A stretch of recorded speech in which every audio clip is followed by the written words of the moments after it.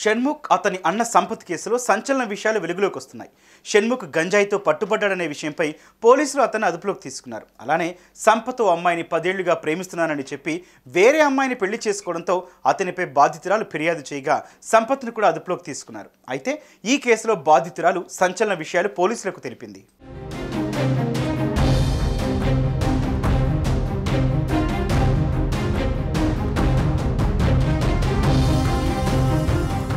వాస్తవానికి షణ్ముఖ్కు ఈ యువతి సోషల్ మీడియా ద్వారా పరిచయమైంది. అలా సంపత్కు కూడా పరిచయమైంది.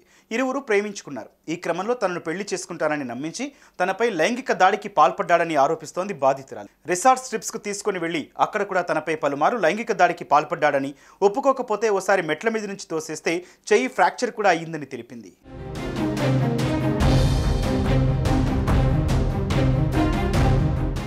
ఎప్పుడు పెళ్లి ప్రస్తావన తీసుకుని వచ్చినా అక్కడి నుంచి తప్పించుకునేవాడని చెప్పింది. 3 ఏళ్ల క్రితం తనకు సంపత్తో పెద్దల సమక్షంలో నిశ్చితార్థం కూడా జరిగిందని చెప్పింది.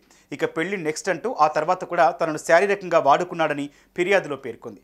ముఖ్యంగా తనకోసారి అబార్షన్ కూడా చేయించాడని పోలీసులకు చెప్పుకొచ్చింది.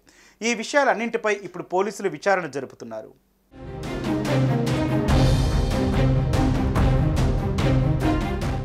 2 రోజుల క్రితం సంపత్ తండ్రి తనకు కాల్ చేసి సంపత్ వేరే పెళ్లి చేసుకున్నాడు, నువ్వు కూడా వేరే వ్యక్తిని పెళ్లి చేసుకో అని చెప్పాడని, ఒప్పుకోకపోతే బూతులు తిట్టారని ఫిర్యాదులో పేర్కొంది.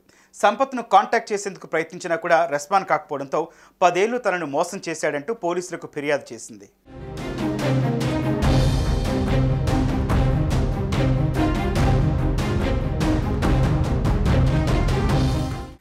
ఇక ఈ విషయంలో కానిస్టేబుల్ జావేద్ కాంప్రమైజ్ అయిపోవాలని ఒత్తిడి చేశాడని తెలిపింది.